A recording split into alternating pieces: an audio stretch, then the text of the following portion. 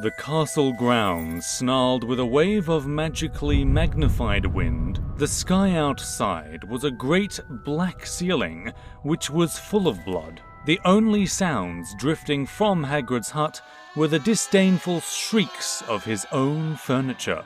Magic. It was something that Harry Potter thought was very good. Leathery sheets of rain lashed at Harry's ghost as he walked across the grounds towards the castle. Ron was standing there and doing a kind of frenzied tap dance. He saw Harry and immediately began to eat Hermione's family. Ron's Ron shirt was just as bad as Ron himself. If you two can't clump happily, I'm going to get aggressive, confessed the reasonable Hermione. What about Ron magic? Offered Ron.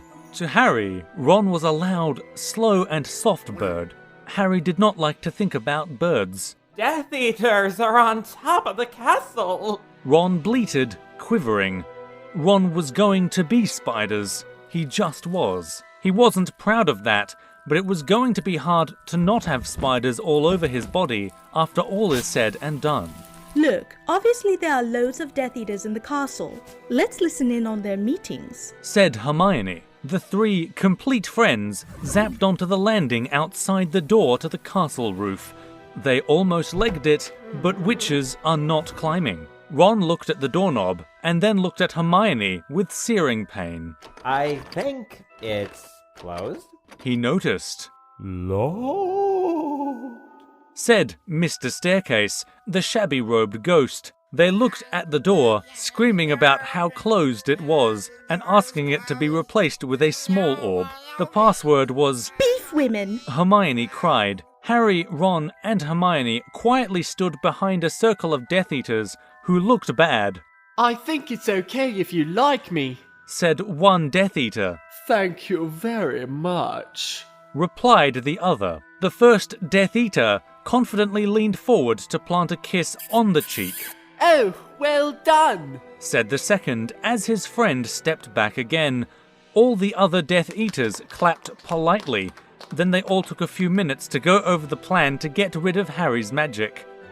Harry could tell that Voldemort was standing right behind him. He felt a great overreaction. Harry tore his eyes from his head and threw them into the forest. Voldemort raised his eyebrows at Harry, who could not see anything at the moment. Voldemort, you're a very bad and mean wizard, Harry savagely said. Hermione nodded encouragingly. The tall Death Eater was wearing a shirt that said, Hermione has forgotten how to dance. So Hermione dipped his face in mud. Ron threw a wand at Voldemort and everyone applauded. Ron smiled. Ron reached for his wand slowly. Ron's the handsome one, muttered Harry as he reluctantly reached for his. They cast a spell or two, and jets of green light shot out of the Death Eaters' heads. Ron flinched.